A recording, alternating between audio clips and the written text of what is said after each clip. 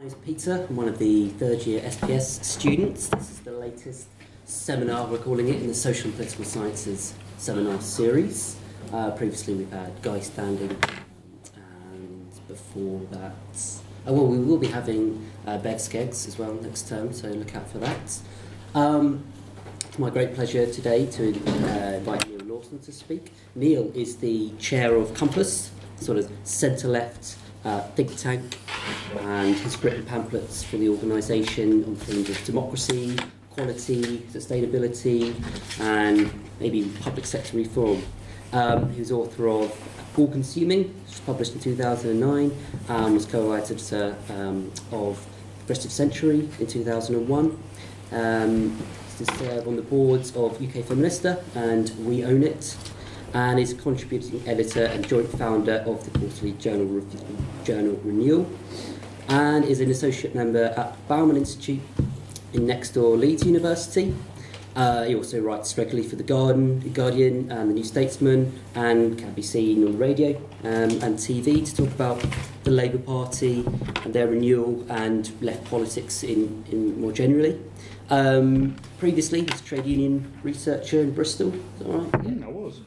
And then advisor to Gordon Brown briefly, and also has had a successful career in communications, they call it. But without any further ado, it's my great pleasure to introduce Neal Lawson. Thank you very much, Peter. I'm really interested about being seen on the radio. I've always thought I had a perfect face for radio.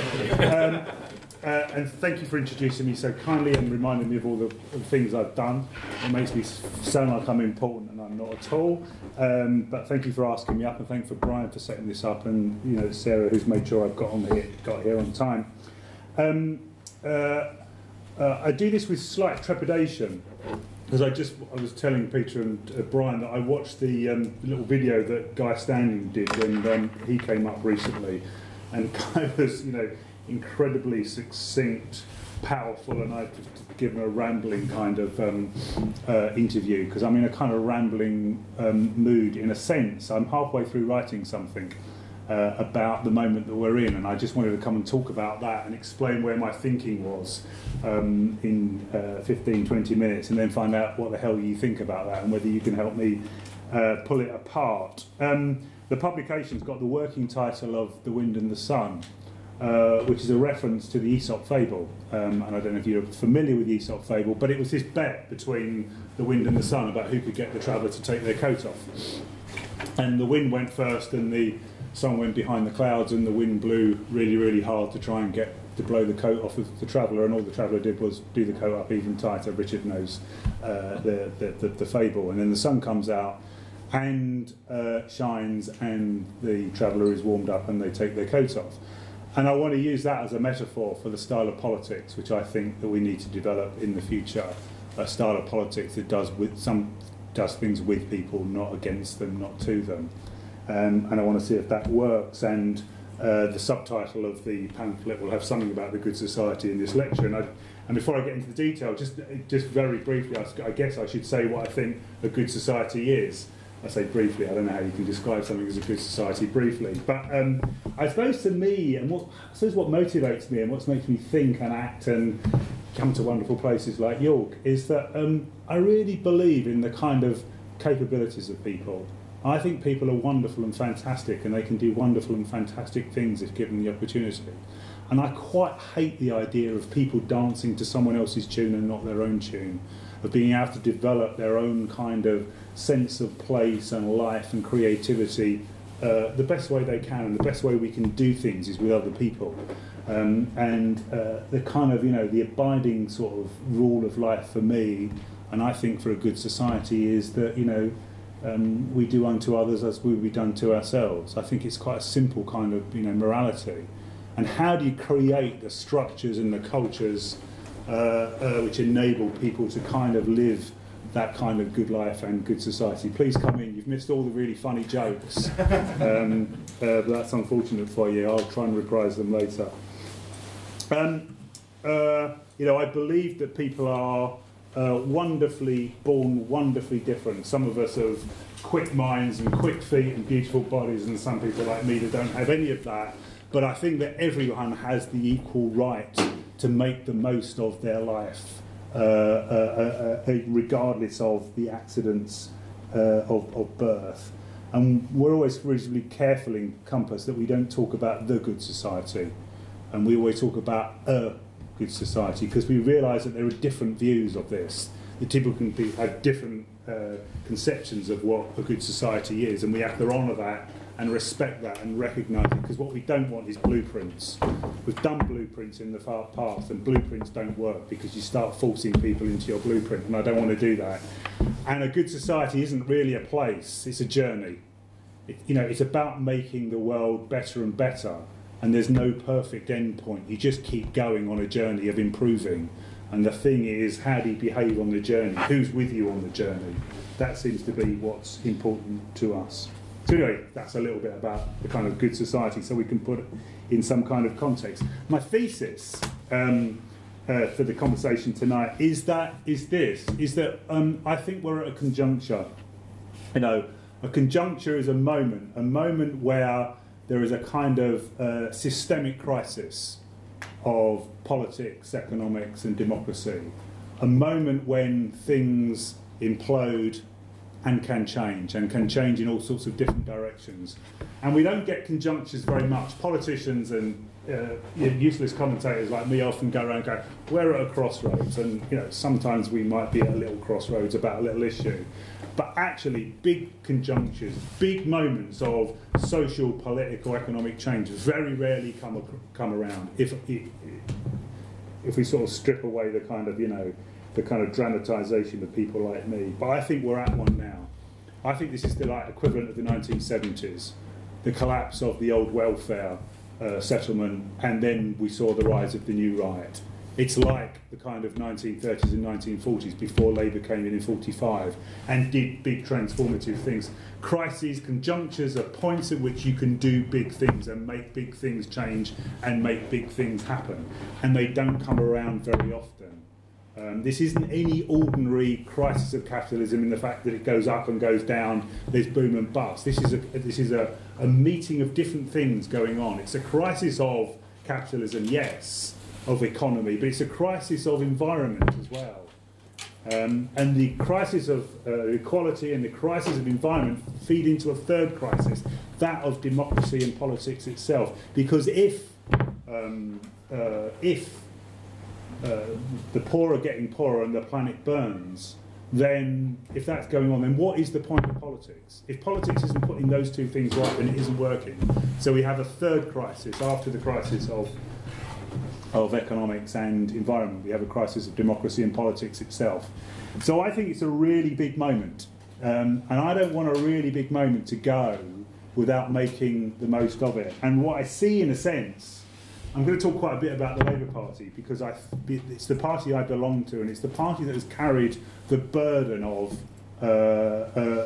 being the point, the vehicle of saviour. And I see a big moment allied to a very small party, a party that can't live up to the expectations and the possibilities of the moment. And I wanted to talk about why that was. And therefore, if we understand the Labour Party's inability to live up to and understand and make the most of the moment, then we might understand how it needs to transform itself, or how politics needs to change to make the most of the moment. So, that's the thesis. To understand all that and unpack it, let's talk a bit about why Labour was strong, why in 1945 it could do so much, and why now it can do so little. And I want to talk about that in terms of the external crisis of Labour and how that links to the internal crisis of Labour. So, 1945, the last but one conjuncture, the last but one point at which big things could happen and big things could change. You had the election of a Labour government in 1945, a point in which the Labour Party and the Labour movement was incredibly powerful, incredibly strong, and there were reasons why it was incredibly powerful and reasons why it was incredibly strong. You had the kind of the century-long rise of the working class, the mobilisation of agency, of people that had an interest in voting for and working for the Labour Party, organised in communities around work. It had a shared identity, a shared purpose, and the party was formed in order to represent their interests. A hugely, massively mobilising, powerful force. Allied to that, you had the rise of what you can call Fordism. The production system, which in part enabled that class to come together because it was focused around a single place. But that notion that production, administration could be organised in a succinct, bureaucratic, organised, linear fashion spoke to the moment about how you made change happen. Whether that was on the production line of a full plant where everyone knew their place, and something started as a bunch of parts and came off of the conveyor belt at the end as a fully formed Model T or Capri or whatever it was, through to the way out of which our political administration, our civil service, the era of the kind of bureaucracy. This was the high point of that moment and made for change happening in that kind of top-down big way. You pulled the levers of the production line or you pulled the levers of state and you made things happen, and you could make things happen. And Labour came to power in that moment when it could make things happen. It did so as well in 45 in the context of the nation state. The nation state mattered. Its economy was a kind of closed economy. You could tax, you could spend, you could organise the national economy and control the national economy. There was global trade, but actually, if you were elected as the government of Britain, you could run the British economy, and Labour ran the British economy. The other factor was that we'd obviously just come out of war, a moment at which we were genuinely all in it together, a cultural education. The country did come together, it did work together, we were all in it together. Hugely important that there was a kind of national feeling that we don't want to go back to the divisions of the past. Really important in setting the cultural kind of temperature for the moment. The fifth element is one that you just might call kind of rationalism, summed up by the person in the white coat. It was the era of the kind of the technocrat, of the manager. It kind of goes with the other bits of Fordism, that things could be rationalised and done. We could understand everything, we could predict everything, and what we needed was a technological, managerial approach to make things happen. High point of that. And then finally, the sixth one was the existence of the Soviet Union. Massively, hugely important that the Soviet Union exists because it brought the capitalists in the West to the table. We don't want a revolution, so we'll buy the workers off. We'll give them stuff. We'll give them more money. We'll give them an NHS. We'll build social housing. We'll do whatever we can, or whatever's necessary, that there isn't a revolution. And the Soviet Union was the massive effect on the kind of Western social democracy in Britain, in Western Europe, even in America. The existence of the Soviet Union was a powerful force for the Labour Party here in Britain. That was 1945. Today, every one of those elements is now gone. None of them really, in effect, matter in terms of the Labour Party's strength. We can debate that, and let's have a conversation about that. Class, yes, of course it exists. Of course it exists, and of course it matters. But nowhere near in the kind of identity-forming, group-forming, powerful way that it once did. Fordism, now broken down to a much more dispersed form of capitalism. Nation-state now superseded by global flows. War meaningless to anyone under the age of 75, 80. Rationalism given way to postmodernism. The Soviet Union completely and utterly collapsed, obviously, and utterly gone. All of the things that made Labour strong in 45 have now disappeared. That then translates into a kind of internal weakness. Those external forces which made it strong have gone, and internally the Labour Party is beginning to shrivel up and dry up because it has none of those external forces which gave it power. So internally it's shriveled. Its external weakness has led to an internal hardening. If we haven't got all of those external forces, then internally we have to make ourselves much more rigid, much harder, much more determined, much more in control of the agenda, the kind of on-script kind of Dalek control freakery of the Labour Party. Out go the feminists, the internationalists, C&D, peace, academics, because this thing has got to be controlled. It's got to capture the state, just as we did in 1945, but it's got to do so in horrible, barren, isolated, weak circumstances. So this little machine has got to become much harder, much firmer, much more in control of the agenda, the news, keep people on message, keep them dancing to the right kind of tune, so that we can capture the state power just as we did in 1945 and do what happened in 1945. Take over the state, control it, pull the levers, and hey presto, socialism will be delivered from the top down. And I think Labour's still in that kind of mindset of that kind of strategy of change. It isn't just Labour, it's social democratic parties across Europe and even across the world. Labour at the last election, 29%. Francois Hollande in the first round in France, 29%. The German SPD at the last election, 23%. Out of power in Sweden, Spain, Italy. Everywhere you look, that model is failing. Absolutely everywhere. It's in crisis. It's in a systemic crisis. And if you don't believe me, how do we end up with the state, the kind of vehicle that the left and Labour believe in as being the saviour of the people, working actively to support and keep in position the bankers at the expense of the poorest in our community? It's a broken model, I think. Now, if that wasn't bad enough, two more issues have come across, because that was you could have read some of that stuff in, it's essentially a kind of a reworking of Eric Hobsbawm's The Forward March of Labour Halted. Hobsbawm thought that the Forward March of Labour was halted in 1945, and this would be right. This thing has been trailing off for an awful long time. But what Hobsbawm didn't think about and couldn't think about, because the times weren't right for him to think about, were two things to me. Firstly, two new agendas. Firstly, the green agenda, the environmental agenda. Social Democrats never thought about that.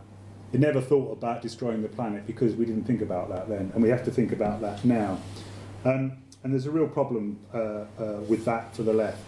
The problem is that firstly, the environmental agenda or the climate change affects poor people first. It affects them in fuel prices, in energy prices, and eventually it will affect them in rising tides. And Labour doesn't think about the environment. The Labour doesn't think about the environment because it's all about the politics of more. Essentially, the offer of the Labour Party is that you've got a 32-inch colour TV screen, the Tories will give you a 36-inch one, but we'll promise you a 42-inch screen. That's in essence what the Labour Party promises. We'll give you more stuff. And more stuff is problematic above a certain level, partly because it fuels climate change and therefore threatens the sustainability of the planet, but partly because it just undermines the social fabric in which social democracy and the Labour Party can root itself, because it just becomes an individualised, consumerised, get a bigger colour television screen form of politics. So it's all about us as individuals, not about us as a public, as a collective, etc. So it creates a culture in which it's very difficult to argue for the public good, the good society, the public realm, etc. Because it's all about individual advance. So hugely problematic. The second development since Hobsbawm wrote the Forward March of Labour Halted, I think in about 1981, is the kind of culture and style of the way things happen now, in politics, in business, but in life. See, I think we've shifted from a kind of a vertical, hierarchical form of control of work, politics, places, to a much more interesting, horizontal, flat form of organisation and operation. One in which people want a voice. I think the end of deference, the rise of kind of new technology. You just have to think Facebook, right? For all you like or dislike Facebook, it's the kind of future form for entities, political, economic, social, etc., where people have a voice and a say, and they negotiate and they talk and they form multiple different identities and operate in all sorts of different kind of diverse ways. And I think the Labour Party as an organisation and social democracy as a form of politics is the old way of operating, centralised, hierarchical, top-down, etc. And these two things have got a link to me. The move beyond the move to a sort of post-material agenda and this form of political culture. Because I think people, when they wanted food and they wanted a roof over their head and they wanted subsistence, they would accept and put up with kind of hierarchy, because needs must. That was the quickest and easiest ways of getting things. But I think as soon as you don't want that, we've removed that necessity, and it's all about a post-subsistence level of existence. I don't think you put up with that hierarchy. I think you start wanting, kind of in Maslow's kind of hierarchy of needs and wants or whatever, you need that sense of autonomy, that voice, that having your own say and being your own person. And I think those two things come together in a very challenging way for Labour. And the horizontal, the flat, has with it the spirit and the sense of equality, whereas the hierarchy obviously has a sense of, you know, some people are better, some people know more, some people have got better judgment and they would tell others. So my instincts are much more with the flatter horizontal, because they're the spaces in which we can all have a say and we can all have a voice, and all of our voices and all of our say matters. You can't build a good society in a bad way. Means always shape ends. You can't have a form of politics which is imposing, which is top down, which is bullying, which tells people what's good for them. We've got to operate in a way which opens things up. So there's the problem. In kind of 5 minutes or so, Peter, what do we do about that? I hope that that critique begins to suggest answers. The first is that the Labour, the left, social democracy, let's call it what you will, has to move beyond of a politics of just more stuff, of promising higher real wages so that you can go out and buy a bigger colour television, to get a bit further on the treadmill of buying stuff you don't really want with money that you don't really have. And I think we should talk about a different kind of more voice, more autonomy, more democracy, more time, more love, more care. A whole range of agendas and issues which I think, you know, strike to the heart of what it is to be a human being, than buying more shirts that you can never wear, or books that you can never read, or CDs that you can never listen to. And I think we need to move into the party, or the left needs to move into that agenda and have a much richer sense of what it is to be a human being. The other thing you have to do, apart from going beyond more, is letting go. Is trusting people, of recognising that people will be the point of their own salvation, that they can have the capability, do have the capability of organising their own lives. I say socialism to me is people running their own lives, but doing it in the only way they can, by doing it collectively. And somehow the party's got to kind of reconcile itself to these new horizontal, flat structures: Occupy, Uncut, Transition Towns, 38 Degrees, Citizens UK, you name it. All of the interesting things are all based around negotiation, flat, horizontal structures. And we've got to try and work out how those go together. The energy around kind of new co-ops and mutuals and social ownership. We've got to work out how those two things together. So we've got, you know, the vertical and the horizontal. Both in a sense I think necessary. I can't think of politics without some kind of party formation, something like the Labour Party, a transformed version of it, which can capture the state, because you have to capture the state. But how do you align that to these new forces and these new ways of being? How do you get between just the horizontal and just the vertical? And the phrase I'm kind of looking at is a kind of diagonal form of politics, you know, the meeting point between the two. And I want to kind of explore that. And that's what my organisation does, to explore the kind of the horizontal and the vertical, the parliamentary and the extra parliamentary, to recognise that the people who want sustainability can't get that unless they get equality, and the people who want those two things can't get any of that without greater democracy. So how do we end all of the silos that people operate in, and begin to aggregate them into something that is more powerful, that recognises the role of parliamentary politics, but also all of those outside movements? I have to say that, you know, at the moment, 2 years to go, I fear Labour losing the next election, but I really fear it winning it as well, because I think it's hopelessly placed. to live up to the challenges that I've kind of outlined of a globalised, individualised capitalism. A capitalism that's gone up to the global level but down into our emotions, to form our identities, to form our lives. It's really difficult to see how it's going to kind of operate in those circumstances as this small, shrunken, narrow party with very little connections to any of these new movements and any of these new senses of energy and life. And that's why I want to think about that, and that's why I think I want to think about it with some urgency. To end on an optimistic note, I think that project that I've kind of outlined and tried to describe to you, probably hopelessly, that kind of old Labourism is a blip.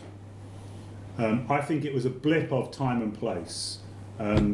Mark said, you know, he said lots of things, but he certainly said that we make history but not in conditions of our own choosing. And he did describe, I think, I'm not really a Marxist, but I do think there is some relationship between the economic base and the social superstructure, that the way we produce things affects and has a huge influence on the wider society. And you can see social democracy as a creature of that moment, of that Fordist, bureaucratic, top-down, mass centralising moment. And that moment is gone. Before that moment was a much more interesting time. And this, in a sense, is the kind of problem of the Labour Party. It tries to recreate the 1945 moment, as if that moment was just about Clement Attlee and Herbert Morrison and Nye Bevan and Ernie Bevan and whatever else. A few men made change happen.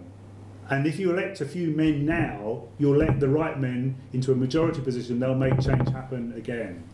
And that wasn't really what happened in 1945. Because 1945 was, if you listen to historians and political theorists like David Marquand, he'll tell you that that was a century-long conversation that led to 1945.